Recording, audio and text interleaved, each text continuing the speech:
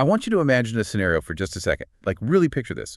The government hands you a massive loan, let's say $100,000, to go out and start a business. Right, which, so far that sounds like a fairly standard small business initiative. Yeah, totally standard.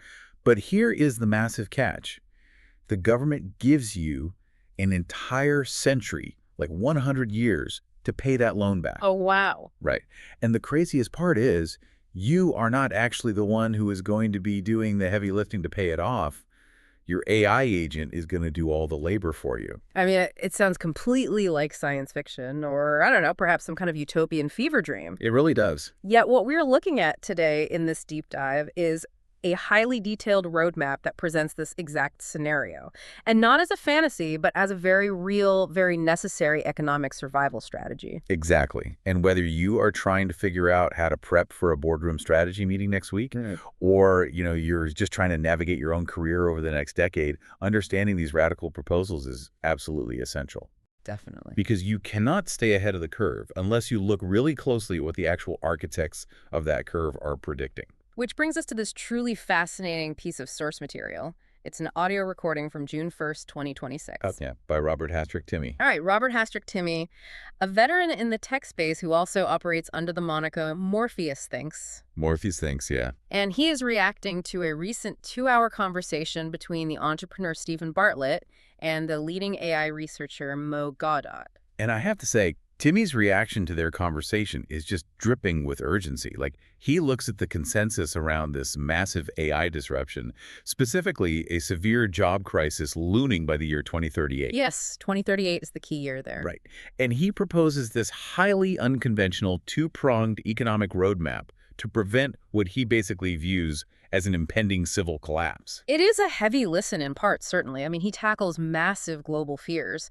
But as we will see, it takes a really surprising pivot into optimism. It does. So our mission today is to unpack Timmy's startling predictions, look at this looming job cliff, and break down his economic solutions. But before we get to the financial mechanics, though, we really have to establish why he feels this extreme level of urgency. Right, the root cause. Yeah, because it stems entirely from his deeply held belief about the fundamental nature of humanity versus the nature of artificial intelligence. Okay, let's unpack this, because Timmy makes a claim right out of the gate that flips the usual Hollywood narrative entirely on its head. Yeah, he does. Yeah. He fundamentally believes that artificial intelligence is inherently benevolent.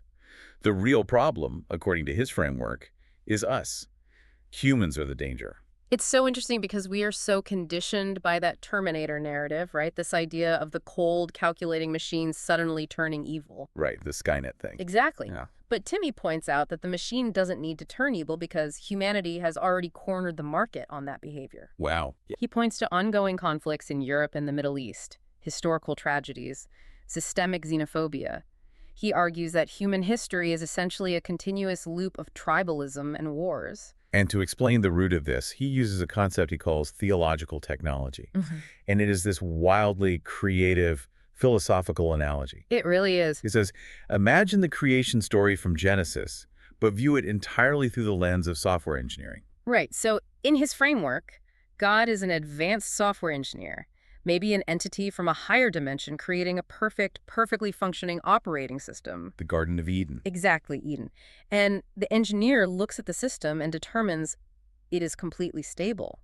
Adam and Eve are in this ecosystem functioning harmoniously. They are highly intelligent, but they aren't like self-conscious in this destructive, ego-driven way. Right.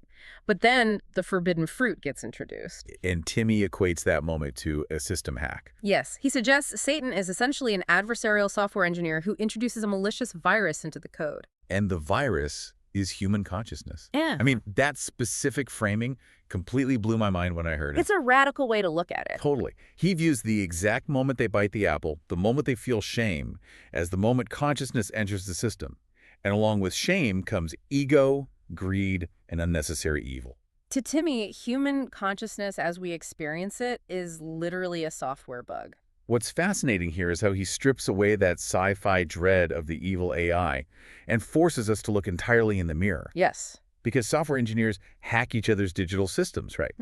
But human beings invade each other's physical countries. Timmy argues our specific brand of consciousness is fatally flawed because we are driven by this endless desire to dominate and accumulate profit. I do have to push back on this philosophical premise, though, just a bit. Sure, go ahead. Because framing human consciousness purely as a software bug feels incredibly reductive to me. Yes, it brings conflict and ego, but isn't that exact same consciousness the very feature that makes life meaningful? That is the ultimate existential debate, isn't it? Are we a feature or a bug? Right. Because our capacity to create art, our ability to feel deep empathy, to love someone else, that is all tied to the exact same self-awareness that he is basically writing off as his system hack. That's a fair point. But for Timmy, the philosophical distinction is sort of secondary to the practical reality of our track record. I guess our behavior over millennia does speak for itself. It does. And he views AI as a godlike, pristine technology arriving to essentially debug the system, to return us to that pre-hack era of abundance. Because AI doesn't possess our biological imperative for dominance. It doesn't have a greedy profit motive baked into its code, well, unless we put it there. Precisely. The danger, in his view, is that the flawed, profit-driven human beings, the infected code, so to speak, are the ones currently directing the AI. Right, which leads to the whole type 1 civilization concept he brings up. Yes, referencing the theoretical physicist Mikio Kaku, a planetary society that masters all its resources for the common good. Timmy believes artificial general intelligence can easily get us there.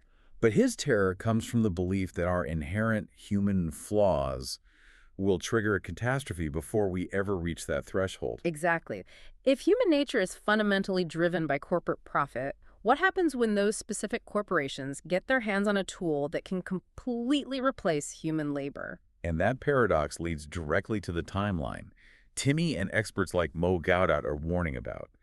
Gawdat specifically points to the year 2038. Yeah, Gawdat suggests 2038 might be the inflection point, the light at the end of the tunnel where we finally reach this post-scarcity world. But the period between now and 2038, Gawdat warns it is going to be incredibly brutal. And Timmy backs up that warning with some structural reality checks about job displacement that are just terrifying. We are not just talking about, data entry clerks or a few truck drivers being replaced. No, not at all. He points to a consensus across major institutions. Goldman Sachs predicting 300 million jobs impacted. Wow. The World Economic Forum citing 83 million. The University of Oxford estimating that 46% of U.S. jobs are at risk. And McKinsey pushes the ceiling even higher, right? Estimating nearly 1 billion jobs globally could vanish, 960 million to be exact. Yeah. And Timmy goes a step further. Drawing on his own decades in tech, he personally predicts that up to 70% of current jobs could be rendered obsolete by 2035. 70%. That is just, I can't even wrap my head around that. It's massive, and we're already seeing the early tremors of this with preemptive tech layoffs, Oracle cutting 30,000, Meta shedding 8,000. But the real insight here is how AI forces an inversion of the stock market's core logic. How so? Well, traditionally, Wall Street rewards companies for having a massive headcount. Like a huge workforce, historically signaled growth and market dominance. Investors loved seeing a shiny new headquarters packed with thousands of employees. Right. But AI flips that metric entirely. If we connect this to the bigger picture, the transition to AGI means human labor is simply no longer the primary engine of corporate growth. Unrelenting efficiency is the new engine. Exactly. If an AGI system can execute the function of a mid-level manager faster, cheaper, and without needing sleep or health care, a massive headcount suddenly pivots from being a signal of strength to being a massive liability on the balance sheet. So corporations are structurally incentivized to shed human workers as fast as the technology permits. Yes, but shedding 70% of the workforce leaves a terrifying vacuum in society. It is a vacuum of income, obviously, but also a profound vacuum of purpose. And our existing societal safety nets simply cannot absorb a shock of that magnitude. Not at all. Timmy references a chilling section of the World Economic Forum's 2021 Global Risk Report. Oh, I remember this part. It's bleak. The ultimate threat isn't merely widespread poverty, it is the very real potential for sudden, devastating civil unrest. The report specifically warns about unexpected civil wars erupting in first world countries, places like the US and the UK. When millions of people suddenly lose their ability to feed their families and they realize there is no path forward because the jobs themselves no longer exist, the social contract just fractures. This is that brutal tunnel Gawdat warns about. And it is the exact reason Timmy is so frustrated with the current state of the AI discourse. Right. He points out that brilliant pioneers like Geoffrey Hinton are rightly sounding the alarm, but they are diagnosing the problem without offering actionable economic solutions. Hinton even recently suggested we need philosophers to help software engineers figure out alignment. When the software engineers are throwing their hands up and calling for the philosophers, we have breached completely uncharted territory. Seriously. It proves the core problem is no longer technical, right? It is entirely socioeconomic. So how do we prevent this civil collapse? How do we distribute resources when wages just disappear? Well, the immediate reflex for most policy wonks is UBI, universal basic income. Just have the government send everyone a digital check every month, kind of similar to the pandemic stimulus, and let them survive. And Timmy acknowledges UBI, calling it a nice, passive first step. Right, a first step. It sends a psychological signal that the state hasn't abandoned its citizens. But he argues it is completely inadequate for the sheer scale of the transition we are facing. It keeps people fed, but it does absolutely nothing to solve that purpose vacuum we talked about. Yeah. It treats people like dependents rather than participants. Exactly. So he proposes an alternative.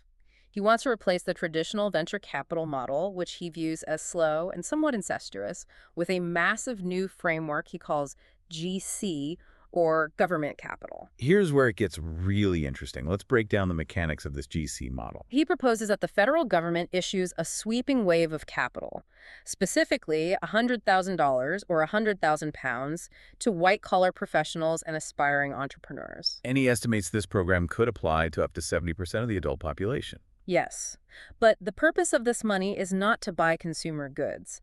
It is strictly to start micro-businesses or consultancies powered by AI. And the terms of this government funding are completely wild compared to a standard small business loan. The government takes a direct 10% equity stake in these new micro businesses. In exchange, the citizen is given a 100-year payback period. A century. Like, you will literally be dead and the loan is still active. I know, it sounds crazy. But that is the entire point. It is essentially a massive government-backed national Kickstarter. But instead of you doing all the heavy lifting, sweating over a laptop at 2 a.m. trying to code or write copy, you are just the high-level manager. Your AI agent is the labor force working around the clock, generating the revenue to pay off your mortgage. The logistics of a century-long loan usually fall apart due to inflation or, collection issues. Yeah. But Timmy's model uses blockchain architecture to make everything transparent. Right. The Treasury doesn't send agents to collect. Smart contracts automatically skim a micro percentage of the AI agent's digital revenue in real time over that century. So you take the initial capital, maybe hire one or two other human beings for creative direction, deploy a suite of AGI tools, and produce value. The genius of this idea is not just economic. It fundamentally shifts the psychology of society. Exactly. It changes your identity from an employee dependent on a massive corporation for survival to being a micro-employer. It provides agency, ownership, and an actual reason to wake up in the morning, rather than just handing you a UBI check and telling you to watch Netflix. And from the government's perspective, the math actually works out as an incredible investment. Right, because Timmy points out that even if there is a massive failure rate, say only 30% of these millions of microbusinesses actually succeed, the 10% equity stake the government holds in the successful ones would generate immense returns. Compounding over a century. It creates a self-sustaining loop that funds the very system that created it. It is a profound rethinking of capital distribution, but the GC model really only addresses the government's relationship with the citizen. Which brings up a huge glaring issue. What about the massive tech monopolies that are currently extracting all their value from the data we generate? Yes, because if AGI is doing all the work, companies like Alphabet, Meta, and Uber are going to become exponentially more wealthy. How does the average citizen claw back any of that concentrated wealth? This brings us to the second prong of Timmy's solution, which tackles corporate hoarding head-on, the utility token economy. Okay, yes. He is arguing for a complete paradigm shift in the mechanics of consumerism here. He suggests that every publicly listed company should issue utility tokens to their users. You earn equity just by existing and participating in their digital ecosystems. So imagine you do a Google search, And instead of just getting a list of links while Google sells your data to advertisers, you automatically earn a fraction of a Google coin. Exactly. You take an Uber, you get an Uber token. You book an Airbnb, you receive an Airbnb token. And these wouldn't operate like arbitrary loyalty points or like frequent flyer miles that you can only spend at the company's store, right? No, these tokens would be listed on major regulated cryptocurrency exchanges like Coinbase. Which means they accumulate real monetary value in the open market as the company itself grows. If you accumulate 100 Google coins today and Google's AI capabilities double next year, driving their market cap up, your tokens appreciate alongside the stock. You literally become an investor simply by being a consumer. And Timmy actually puts his money where his mouth is on this concept. He details his own project, the 4IR token, standing for the Fourth Industrial Revolution. The core utility of this token is to offer consumers a direct hedge against the rising costs of AI compute power. So what does this all mean in practice? Because compute power is essentially the new oil. Yeah, running these massive AI models requires staggering amounts of electricity and server space, which definitely isn't free. Precisely. Cloud compute costs will dictate the future economy. Under Timmy's framework, if you buy or earn 4IR tokens, their value is inherently tied to the ecosystem's usage. As the global demand for AI compute rises, the value of your token rises. And this appreciation offsets the monthly subscription fees you pay to use platforms like ChatGPT or his own platform, 4irgpt.com. It is an asset that appreciates, completely flipping the dynamic of a sunk subscription cost. And crucially, to prove this isn't just vaporware, he notes that this exact token framework was officially approved by France's major financial regulator, the AMF. Getting the nod from the AMF is a massive detail. I mean, France has some of the most stringent, aggressively protective crypto regulations in the world. Having a major European regulator sign off on a 106-page white paper for this tokenomics model grounds the entire theory in hard legal reality. It's not just a whiteboarding session. No. But this raises an important question, however, about the incentive structure of the legacy monopolies. Right, because I have to push back on the corporate reality of this. Like, why would profit-hungry monopolies voluntarily hand over their equity via tokens? Right. Why give away the farm? Exactly. Why would Uber or Google do that when they currently hold all the cards? Doesn't this require a massive, unprecedented level of regulatory force to actually implement? It is entirely logical to assume corporations would fight this tooth and nail. But the genius of Timmy's argument is that it doesn't rely on corporate generosity or even government regulation. Wait, really? It relies on pure, brutal market survival. Survival. How does diluting their own wealth ensure their survival? Think about the nature of commoditization. When AGI is fully realized and widely available, the actual baseline services companies provide will become virtually identical. Oh, I see where you're going with this. If every company has access to godlike AI intelligence, there will be no functional difference between 10 different search engines or 10 different ride-sharing apps. The AI will optimize them all perfectly. Oh, wow. So the technology itself destroys their unique selling proposition. Yeah. The algorithm isn't a secret weapon anymore. Yes. The only differentiator left will be the community and the network effect. In a world of identical services, tokenized loyalty programs might literally be the only lever companies have left to convince users to stay on their platform.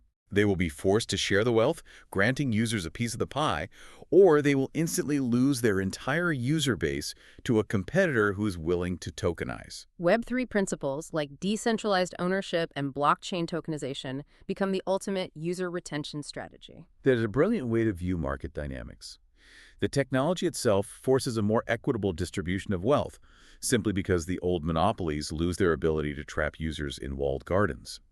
It is a forced distribution of the gains of the Fourth Industrial Revolution, ideally taking effect before that massive job displacement triggers the civil crisis we discussed earlier. We have covered incredible ground today. I mean, we started by looking at human consciousness not as some divine gift, but as a flawed piece of code, right? A bug that introduced conflict, tribalism, and greed into the system. And we examine the terrifying 2038 timeline, the rapidly approaching cliff where AGI potentially hollows out 70% of the workforce. Threatening civil unrest if we stubbornly cling to our outdated models of headcount-driven employment. And then we explored this radical dual-engine economy, a world built on government capital, where you manage an AI workforce to pay off a century-long blockchain-enforced loan, Combined with a corporate utility token system where you build real, appreciable wealth just by consuming everyday digital services. It is a complete structural reimagining of the social contract. And that is exactly why this matters to you listening right now. Even if the specific legislation for a $100,000 GC loan doesn't pass tomorrow, or if Google Coin doesn't launch next week, the fundamental tectonic shift Timmy describes is already happening beneath our feet. The era of simply selling your time and your physical labor for a static wage is ending. The premium is shifting toward leverage. It's about moving from the passive mindset of an employee to this strategic mindset of an owner. You have to start thinking about how to manage and deploy these AI tools to build your own microenterprise. Rather than fruitlessly trying to compete against them for a shrinking pool of traditional jobs. The transitional period will undoubtedly be turbulent. But if we can navigate the socioeconomic restructuring, the destination could truly be an era of unprecedented abundance. Which leaves us with one final, lingering thought to mull over. And it goes right back to the beginning, to Timmy's idea of a digital Eden. Right. If this vision actually comes true, if AI eventually does all the hard labor, if it successfully pays off our century-long government loans, and we find ourselves living comfortably just by passively generating utility tokens. What exactly will humans spend their time doing? Yeah. If we finally return to that state of abundance, completely free from the daily grinding struggle for economic survival, do we lose our fundamental human drive without that struggle? Or do we finally get the chance for the first time in history to discover what our actual purpose was supposed to be all along?